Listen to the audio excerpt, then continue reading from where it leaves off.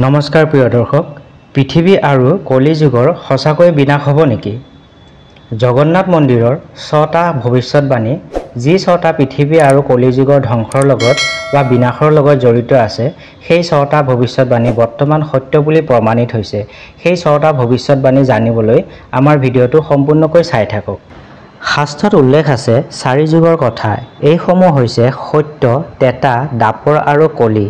বিষ্ণু পুৰাণত উল্লেখ আছে যে কলি যুগৰ শেষত সমগ্ৰ পৃথিৱী পাপত ডুবিব, অন্যায় আৰু অধৰ্মই গ্ৰাস কৰিব সমগ্ৰ বিশ্ব সংসাৰ।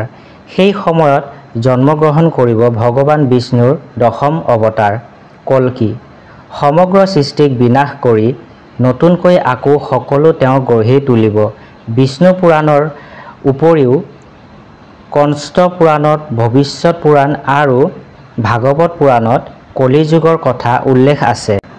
16শ শতিকাত অচ্যুতানন্দ নামৰ এগৰাকী সাধুৱে ভৱিষ্যমল্লিকা নামৰ এখন গ্ৰন্থ ৰচনা কৰিছিল। 500 বছৰ পূৰ্বে লিখা এই গ্ৰন্থত কলি যুগৰ শেষ পৰ্বত পৃথিৱীৰ ধ্বংসৰ পূৰ্বে কি কি ঘটনা ঘটিব সেই বিষয়ে কোৱা হৈছে। এই গ্ৰন্থত লিখা পুৰীৰ জগন্নাথ মন্দিৰৰ সম্পৰ্কীয় কেইবাটাও ভৱিষ্যতবাণী সত্য প্ৰমাণিত হৈছে। জানো আহক পুৰীৰ জগন্নাথ মন্দিৰৰ বিষয়ে ভৱিষ্যমল্লিকাত কি কি উল্লেখ আছে। 1 নম্বৰ হৈছে মন্দিৰৰ গাৰ পৰা শিল খহি অহা। ভৱিষ্যমল্লিকাত লিখা আছে যে পুৰীৰ জগন্নাথ মন্দিৰৰ গাৰ পৰা যেতিয়া শিল খহি পৰিব, তেতিয়া বুজিব লাগিব যে পৃথিৱীৰ ধ্বংস হ'বলৈ আৰু বেছি সময় নাই। ইতিহাসক তথ্য অনুসৰি 1882 চনৰ পৰা বৰ্তমান পৰ্যন্ত প্ৰায় 15-16 বাৰ পুৰীৰ জগন্নাথ মন্দিৰৰ গাৰ পৰা শিল খহি পৰিছে।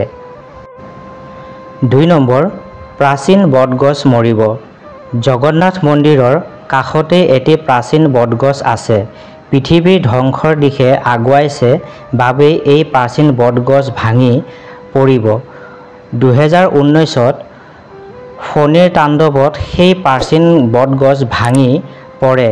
তাৰ পাছতেই আৰম্ভ হয় কৰোনা মহামাৰীৰ একোপ। ভৱিষ্যমল্লিকাত এই বটগছৰ পতন হ'লে বিভিন্ন মৰণ ৰোগ চৌপাশে বিয়পি লাখ লাখ মানুহৰ মৃত্যু হ'ব বুলি উল্লেখ আছে। আৰু সেই ভৱিষ্যতবাণী সঁচা প্ৰমাণিত হৈছে। কাৰণ 2020 চনত সমগ্ৰ বিশ্বত কৰোনাই লাখ লাখ লোকৰ প্ৰাণ কাঢ়ি নিয়ে। 3 নম্বৰ, নীল চক্ৰ বেঁকা হৈ যাব। জগন্নাথ মন্দিৰৰ চূড়াত নীল চক্ৰ বা সুদৰ্শন চক্ৰ স্থাপিত আছে। ভৱিষ্যতমল্লিকাত কোৱা হৈছে যে কলি যুগৰ শেষত এই সুদৰ্শন চক্ৰ বেঁকা হৈ যাব। 2019 চনৰ মে' মাহত চাইক্লন ফণীৰ তাণ্ডৱত বেঁকা হৈ যাব মন্দিৰৰ চূড়াৰ স্থাপিত সুদৰ্শন চক্ৰ। তাৰ পাছতেই বহু চেষ্টা কৰিও সেই চক্ৰ আৰু নিজস্ব আকাৰ দিব পৰা নাই। 4 নম্বৰ, মন্দিৰৰ চূড়াত শগুন। কোৱা হয় যে পুৰীৰ জগন্নাথ মন্দিৰৰ ওপৰেৰে কোনো চৰাই উৰিব নোৱাৰে।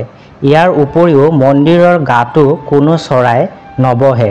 কিন্তু 2020 চনৰ জুলাই মাহত প্ৰথমে মন্দিৰৰ গাত শগুন বহে, ঈগলো বহে। কলি যুগৰ শেষত পৃথিৱীৰ ধ্বংসৰ পূৰ্বে জগন্নাথ মন্দিৰৰ চূড়াত শগুন বহা দেখা যাব বুলি ভৱিষ্যতমল্লিকাত উল্লেখ আছে। 5 নম্বৰ, মন্দিৰৰ ধ্বজাত জুই।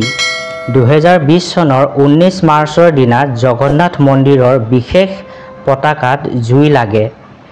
একাদশী তিথি জ্বলোৱা অক্ষয় প্ৰদীপৰ জুইয়ে হঠাৎ পতাকাখনতো জুই লাগে। ভৱিষ্যতমল্লিকাৰ মতে কলি যুগৰ শেষত এই ঘটনা হ'ব লগা আছিল। 6 নম্বৰ, ত্ৰিদেৱৰ কাপোৰত জুই লাগিব। ভৱিষ্যতমল্লিকাত উল্লেখ আছে যে জগন্নাথ মন্দিৰৰ ভিতৰত জগন্নাথ, বলৰাম আৰু সুভদ্ৰাৰ কাপোৰত জুই লাগিব।